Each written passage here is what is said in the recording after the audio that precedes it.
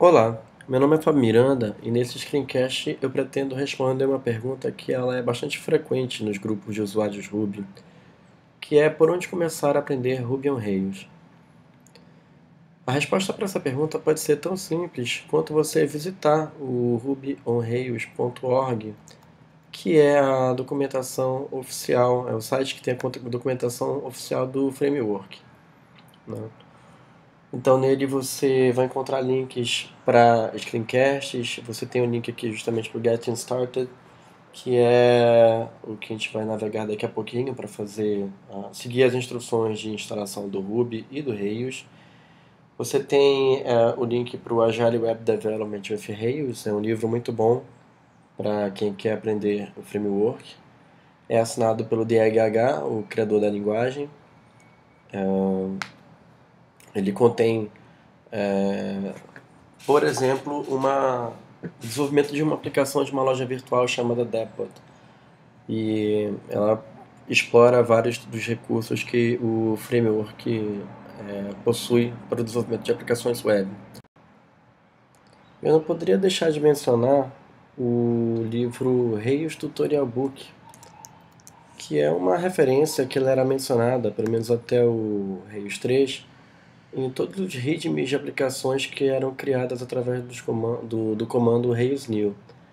Então, se eu pegar aqui o readme de um projeto Rails e vim aqui na parte Getting Started, a gente tem aqui os links para a documentação do Rails Guides, que é uma documentação que a gente consulta bastante para saber um pouco mais sobre a API, sobre a documentação do Rails, e o Rails Tutorial Book. Deixa eu clicar aqui nele, mostrar um pouco, né? Então, tem aqui também um comentário do DHH, mencionando, o criador do Rails mencionando o Rails for Zombies e o Rails Tutorial como bons lugares para começar a aprender Ruby on Rails, certo? Além do livro, ele também tem os screencasts. Então, deixa eu clicar aqui no livro. Então, tem aqui o livro, tem na versão 3.2 ainda e na versão Rails do 4.0. Né? E por que eu estou mencionando em particular o Rails Tutorial Book? É porque se você pegar aqui, por exemplo, já no capítulo 1, você vê ele já te incentivando a fazer a instalação do JIT.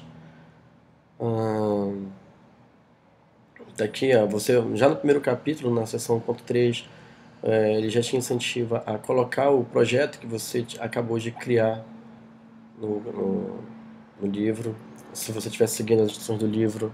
Então ele já te incentiva a colocar o projeto no Git. Ele menciona para você o GitHub, para você fazer o push do seu código para o GitHub, para você colaborar com seus colegas através do GitHub.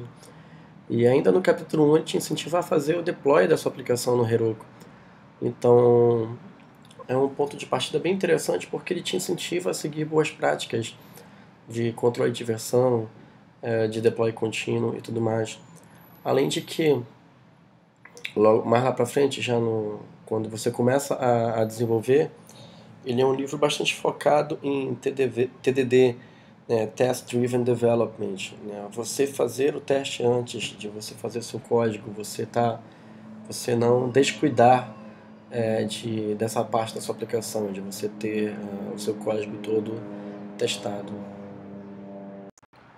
Bom, agora a gente já pode seguir para o Get Started do Rails.org. Né?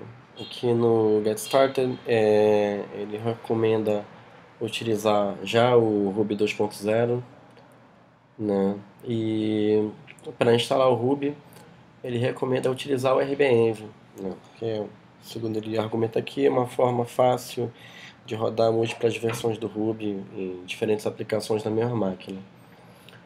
Então vamos acessar aqui o repositório do RBEnv. Então tem aqui toda a documentação dele no README, tem aqui um link por que que você deve utilizar o RBenv ao invés de utilizar o RVM, que é uma alternativa ainda bastante popular de você gerenciar as instalações do Ruby na sua máquina. Vamos encontrar aqui as instruções de instalação. Está aqui. Instalação. Então aqui eu compilei as instruções de instalação da RBenv. Um pequeno resumo. Vamos seguindo aqui. Como a gente vai fazer a instalação do RBenv utilizando o Git, logicamente é necessário ter o Git instalado.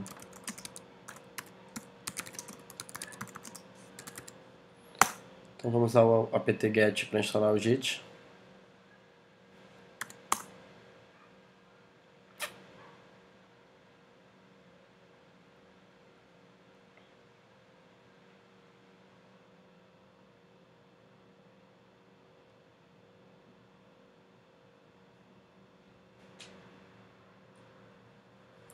E agora nós vamos clonar o RBenv para a nossa máquina. Então está aqui a URL do repositório do RBenv e ele vai ser clonado no diretório .rbenv na home desta máquina. Isso aqui é relativamente rápido. E em seguida é necessário colocar o RBenv no path. Isso é uma maneira de fazer isso, é justamente adicionando ele no arquivo bash profile, no caso aqui as notas, né? Como é uma máquina Ubuntu que eu estou trabalhando, tem que adicionar essas instruções no ponto profile do passo 2 e do passo 3, né? Que é o comando que inicializa o RBenv toda vez que abrir um novo terminal. Mais uma vez, é ponto .profile porque eu estou numa máquina Ubuntu. E agora, para essas modificações do arquivo .profile fazerem efeito, eu tenho que reiniciar o shell. Eu poderia abrir uma nova janela simplesmente, eu vou executar esse comando aqui, echo $path. Está aqui o RBenv no path deste terminal. Tá? E o comando RBenv está aqui já sendo reconhecido no terminal. Tá? O último passo que falta agora para poder seguir com a instalação do Ruby é instalar este plugin chamado Ruby Build, que ele adiciona um comando RBenv install ao RBenv. Então vamos seguir aqui para o Ruby Build. Tá aqui. O Ruby Build provê o comando RBenv install. A instalação dele também é bastante simples, basta cloná-lo para a nossa máquina. Tá aqui a URL do Ruby Build e ele vai ser clonado no diretório RBenv plugins Ruby Build. Tá, então, até agora tem sido bastante fácil a instalação. Pronto. O RBenv install, vamos executar ele aqui sem nenhum argumento. Então tá aqui, ele possui, se você executar RBenv install -list ou -l, ele vai listar todas as versões disponíveis de Ruby que podem ser instaladas. Vamos tentar RBenv install -l. Tá, então você tem essas versões 1.8.7, 2.0, 1.7, 1.6. A que a gente quer é a mais recente do 2.0, que parece ser esta daqui, 2.0 P247. Tá? Então, RBenv. O RBenv ele vai baixar a distribuição do Ruby, lá do rubylang.org, isso vai ficar claro quando executar o comando, e ele vai precisar compilar o Ruby na máquina. Para compilar o Ruby, é necessário ter o make instalado, apt-get install make. Então, antes de a gente executar o comando RBenv install, vou deixar o make já preparado para que o RBenv consiga compilar o Ruby. Isso foi rápido. Deixa eu colocar a anotação aqui, deixa eu atualizar aqui a versão que a gente vai usar é 2.0, só que antes vai ser necessário, antes de instalar é necessário garantir que o make está instalado. Sudo apt get install make. Tá? Então agora que o make está instalado, eu só vou executar esse comando aqui para iniciar a instalação do Ruby. Como eu falei, ia ser baixado lá do rubylang.org e tudo mais. Assim que a internet baixar, ele vai iniciar o processo de compilação do Ruby e instalação na nossa máquina. Depois de alguns minutos, o Ruby ele é compilado e instalado aqui no diretório rbenv.rbenv versions e o número da versão, no caso 2.0.0-P247. Se a gente digitar ruby-v, vamos ver o que acontece. Continua mostrando que o Ruby instalado é 1.8.7, que é o que vem por padrão nessa máquina virtual que eu instalei aqui. Então ainda precisamos de alguma coisa para ativar a versão 2.0. Bom, deixa eu executar esse comando rbenv rehash para ver se isso já resolve. A gente vai falar sobre o rehash em outra oportunidade. Ainda não. Então a gente deve existir algum comando aqui para a gente ativar a versão 2.0. Tá aqui. A gente pode utilizar o comando rbenv local para ativar uma determinada versão em um diretório específico, ou esse comando rbenv global. Eu vou preferir utilizar esse, deixar o Ruby 2.0 como o global, e se tiver, se em algum momento nessa máquina precisasse instalar uma outra versão do Ruby, eu executaria o comando rbenv local para que em um diretório particular outra versão do Ruby que não fosse essa 2.0.0 P247 fosse utilizada. Rbenv global. Vamos ver agora Ruby-V. Agora sim, o Ruby 2.0 está instalado e ativado nesta máquina, utilizando o rbenv como o gerenciador de instalação do Ruby. Com o Ruby instalado, agora a gente pode proceder com a instalação do Rails. A instalação do Rails é feita através do comando gem install Rails. Esse comando gem ele é do Ruby Gems, é o que faz o gerenciamento de pacotes de dependências em aplicações Ruby. Né? Então a instalação do Rails também deve demorar alguns minutos.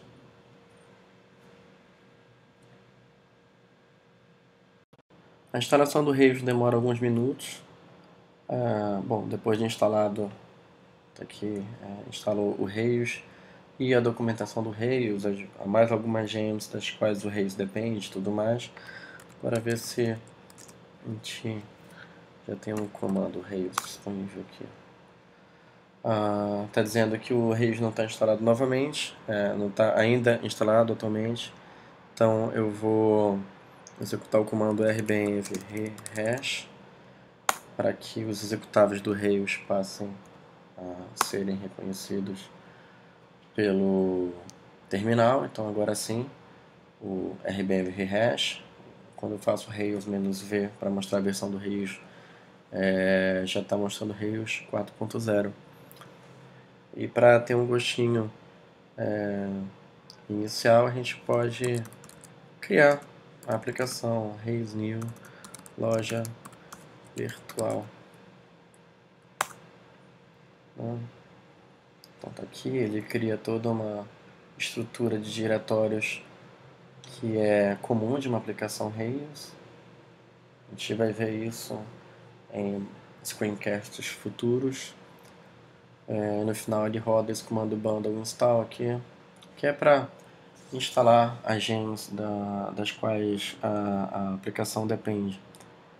Isso vai demorar alguns minutos. A maioria das gens já foi instalada junto com o Rails. Dá para aguardar um pouquinho. Em seguida a gente vai iniciar a aplicação através do comando Rails Server ou simplesmente Rails S. Ele vai iniciar um servidor local, Webrick, e a gente vai poder acessar o localhost e bom, teve um problema aqui de compilação de alguma das dependências do que a aplicação precisa. No caso, a gente não tem o SQLite 3 instalado. Não basta instalar o SQLite 3, também é necessário instalar o lib apt-get install lib SQLite 3 dev.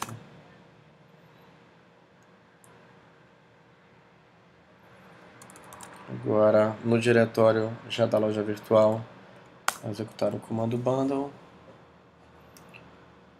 Vamos ver se isso resolve o problema da dependência do SQLite 3.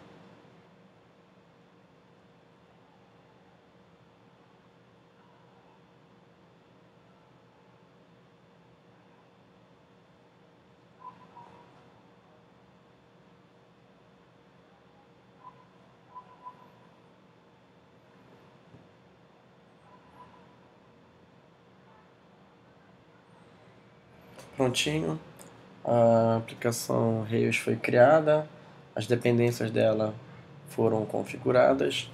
Se a gente iniciar o servidor com o comando Rails S, que é um diminutivo de Rails Server, a gente tem um problema que é necessário também ter instalada uma runtime JavaScript. A gente pode instalar, nesse caso, o próprio Node.js.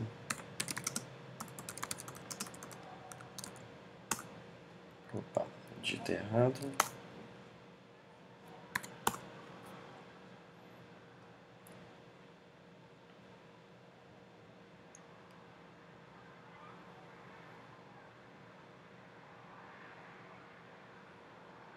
Então aqui nesse momento a gente identificou alguns pré-requisitos de instalação para o ambiente que a aplicação vai rodar.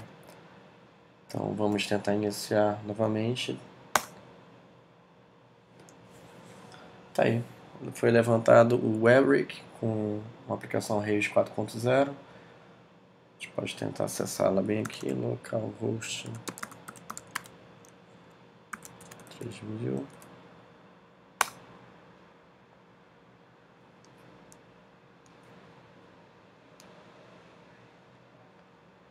Prontinho, instalamos o Ruby, o Rails, criamos uma aplicação Rails chamada loja virtual, esbarramos ali nas dependências do SQLite e depois do Node.js, mas já no primeiro momento a gente tem aqui uma aplicação rodando e funcionando. Por fim, seguindo aqui o roteiro, já instalamos o Rails, criamos o projeto e atualizei aqui as instruções de dependências do SQLite e do Node.js. Criamos a loja virtual, iniciamos um servidor e abrimos aqui a aplicação no navegador. É um bom momento para a gente colocar a nossa aplicação no controle de versão, no caso o Git, que é tão simples quanto executar o comando git init. Ele inicializa um repositório Git para o nosso projeto, chamado que é a loja virtual. Vou adicionar todos os arquivos da aplicação no repositório. Então, eu rodei o diff, mas na verdade eu queria rodar o git status. Então aqui todos os arquivos que foram criados no projeto estão prontos para serem commitados, certo? E vou executar o git commit com uma mensagem dizendo que é o commit inicial do projeto. E pronto, nós demos o primeiro passo. Nossa aplicação não tem mais nenhum arquivo que não esteja... Então na branch master não tem nenhum arquivo para ser comitado. E para que a gente possa trabalhar em equipes, para que a gente possa ter um desenvolvimento colaborativo, é interessante utilizar o GitHub, né? Então, se você não tem, seria interessante você criar uma conta no GitHub. Tá? Aqui estou acessando meu GitHub. Eu vou criar um novo repositório chamado loja virtual. Está disponível para ser criado, vai ser um repositório público. Simplesmente crio o repositório. Tá? E o próprio GitHub, ele te dá as instruções do que você precisa fazer para colocar o seu projeto no GitHub. Como a gente já tem um repositório Git que acabei de criar e fazer o commit inicial agora há pouco, são essas instruções aqui de baixo, né? Puxar o repositório existente através da linha de comando. Então, eu vou copiar esses dois comandos aqui, já vou explicar o que eles fazem. Então, o git remote add origin, tá? Então, ele diz para o Git que nós vamos ter um repositório remoto chamado origem aqui nesse endereço. Perfeito? Então, a origem do nosso projeto, quando a gente fizer um push, o nosso código vai ser enviado lá para o GitHub, nesse repositório fabiolmm/lojavirtual.git. Tá, e o segundo comando é o git push. Ele vai mandar a nossa branch master para o nosso repositório origin. Tem que aceitar o GitHub. Aí tem um problema que é justamente o de chave, né? Eu não configurei ainda nessa máquina uma chave privada, um par de chaves públicas e privadas, para que eu possa, a partir dessa máquina, fazer um push nesse repositório. Isso não é difícil, através do comando sshkeygen, se eu não me engano. Se a gente for no Google e pesquisar GitHub Keys, tá aqui, Generating SSH Keys. Bom, tem que navegar para o diretório .ssh da máquina. Digitar, não tem nenhuma chave ainda gerada para esta máquina. Então, aqui eu vou gerar as chaves para esta máquina. Vou colocar o meu e-mail para identificar esta chave.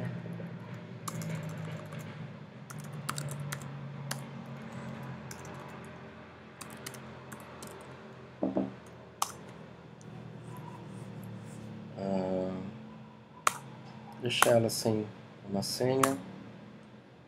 Ok.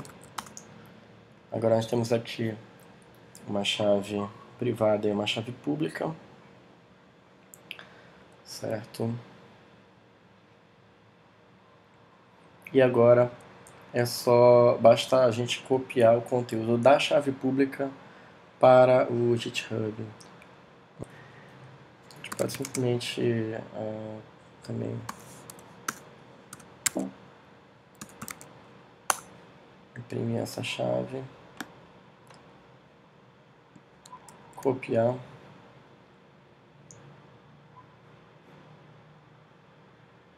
e nas configurações da sua conta, account settings, não, tá aqui, chaves SSH. Adicionar mais uma chave aqui. Vagrant loja virtual. Loja virtual. Copio o conteúdo da chave pública. É muito importante isso. É o conteúdo da chave pública que tem que ser copiado.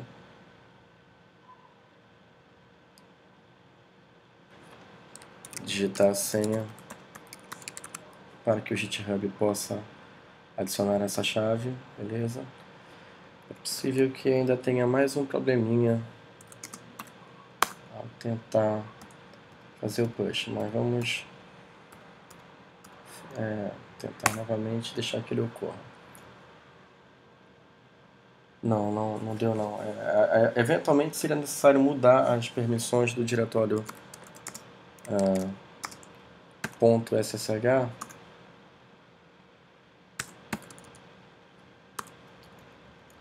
então chmod para 600. No caso dessa máquina virtual não foi necessário, mas caso tenha dado algum problema de que sua chave está num local inseguro, a solução seria deixar apenas o dono do diretório com permissões de leitura escrita de visualizar o seu próprio diretório SSH. Não foi o caso, mas ele, em algumas máquinas ele pode ocorrer. Agora que nós fizemos o push para o GitHub, a gente pode voltar no diretório do projeto. Tô aqui, fazer um refresh na página. Tá aqui a nossa loja virtual com a aplicação recém-criada nesse primeiro screencast sobre como aprender a trabalhar com Rails. O próximo screencast vai ser sobre...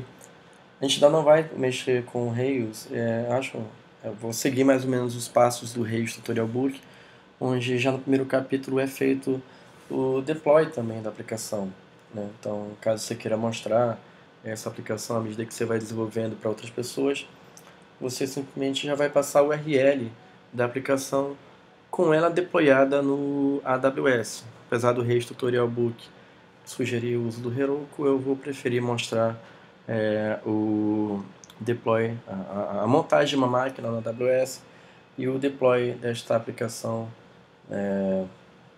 nesse serviço de nuvem. Então, já nesse comecinho, vamos falar sobre o deploy. E assim, à medida que a gente for desenvolvendo a aplicação, a gente vai sempre estar fazendo o commit de cada passinho que a gente estiver desenvolvendo e cada funcionalidade pronta que a gente tiver executado, a gente vai fazer o deploy contínuo disso nessa máquina da AWS.